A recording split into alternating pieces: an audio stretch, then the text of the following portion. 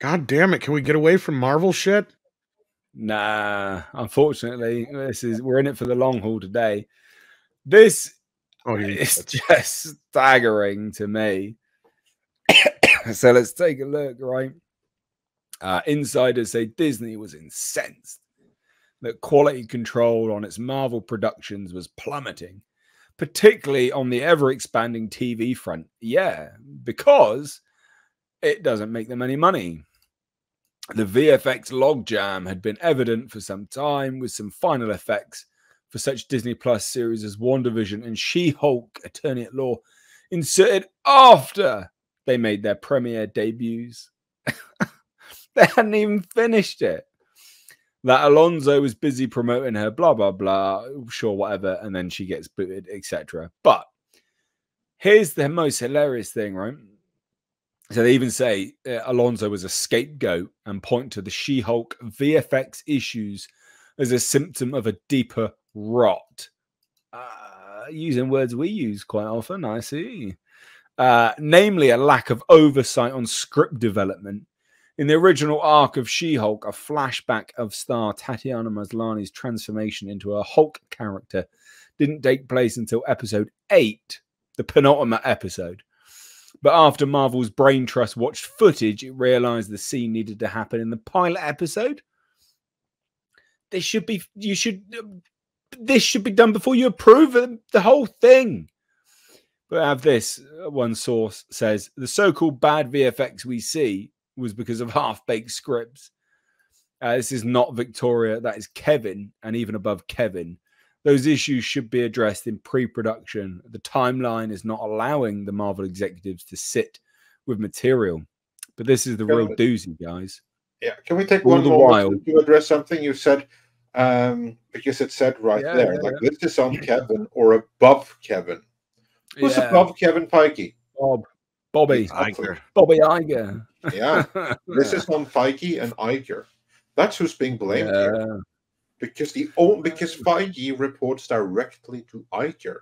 He's the only one above him. And Iger doesn't even answer to the board because he controls the board. He is the board. Ultimately, it's Bob Iger's fault.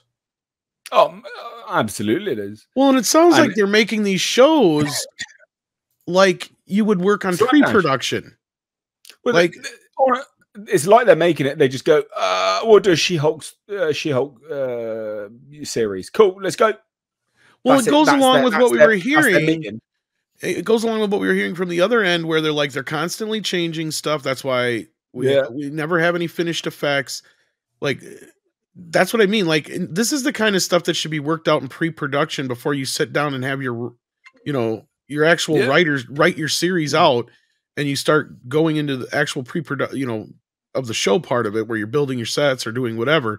Like, this is all stuff that should be hashed out and worked out way before, any fingers put to keyboard to write a script, or any pixels have been rendered out for a fucking special effect. What it shows to me, the VFX and all these things can be done really cheaply, right?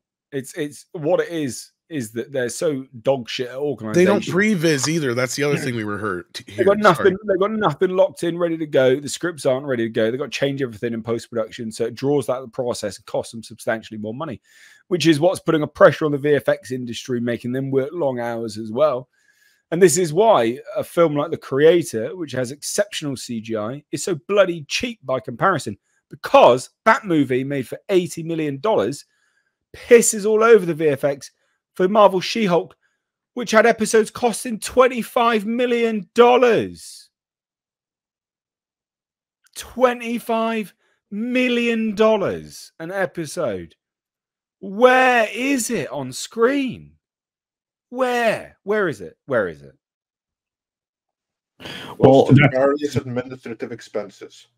Yeah, I mean, you actually just elucidated where it is from. It's from nowhere. It's from wasted time. It's from wasted effort. Lots and lots and lots of them. If you work for Disney, it's working for the most frustrating place in the world. And because of their dive into politics and a particular type of politics and a particular thing that we don't want here in this country. They've actually created a situation where they're ending up with everybody unionizing, including the bloody animators today. Yeah, they got that done now. I'm looking at it and I'm like, Disney, you've sown these terrible seeds, and so you're raising these terrible thorns. And that's where all this money went. It went to a bunch of crap that doesn't matter, and now it's biting them in the ass. Oh, it's so funny. $25 million an episode. $25 million an episode. That is staggeringly high. Staggeringly high. It's so funny because you had Tatiana Maslany coming out and bitching and moaning that you know, she didn't get paid that much money, and people were up in arms that the you know, Netflix's One Piece actors got paid more. You know what it is that they actually plan stuff better, so they're not spunking money up the wall on nothing and nonsense. You know, they planned it. $25 million. I mean, again, I've got to reiterate it. The creator, an entire movie with exceptional, seamless CGI, was made for $80 million or $85 million. That's around there anyway. That is laughable by comparison.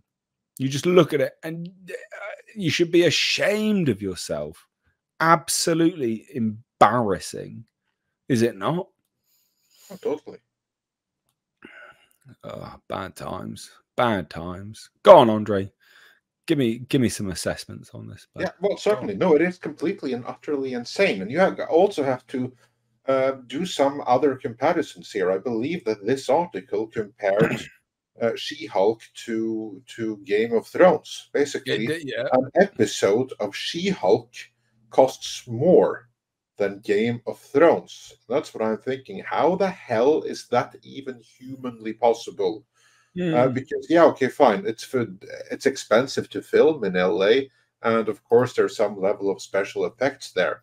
But that they would spend more on that than Game of Thrones, where every single shot has to be tailored and brought back to well, basically a fictional middle age. Now, of course, you have like the startup costs, which are tremendously high, and then you basically write that off over the course of the series. But still, then on average, it's a higher cost per episode. I mean, one episode of She-Hulk had a budget comparable to that of Dredd. Yeah, two episodes of She-Hulk cost more than the entire Dredd production, including the marketing budget. Funny. Just think about that. I mean, because it was like what, 8 episodes of She-Hulk at 25 million a pop, and what did they get for that? And you can do even more extreme, because She-Hulk, that was an annoyance, but then you have Secret Invasion. Yeah, it was so expensive, no one watched it, and it still damaged the brand with all of the bullshit that people learned. It's like, oh, so Rhodey is now a Skrull and has been the whole time, and there's a new super duper ultra powerful woman that's the new power player in the MCU, and I bet she's gay too. Probably. I mean, it's kind of like a matter of how what's the return on investment here? I mean, well, if this is anything to go by, bearing in mind, right, there isn't any return on investment. That's the point. Well, exactly, right. So it's all for a streaming product. So it lives or dies by its audience criticism.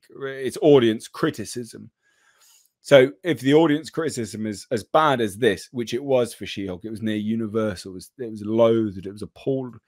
You know, it's not going to make people want to sign up to your streaming service that this thing is exclusive on. There is literally no return on investment because it is a streaming exclusive, and that streaming platform's never made money. It's never gonna make money when you're putting this shit out either. It's absolutely woeful. So bad. So bad. Super duper Skrull. She's probably gay as well. Oh, it cracked me up. That's very funny. Oh dear, oh dear. dear, oh dear. Culture, you want to chime in on this? I think we've got your opinion yet, have we?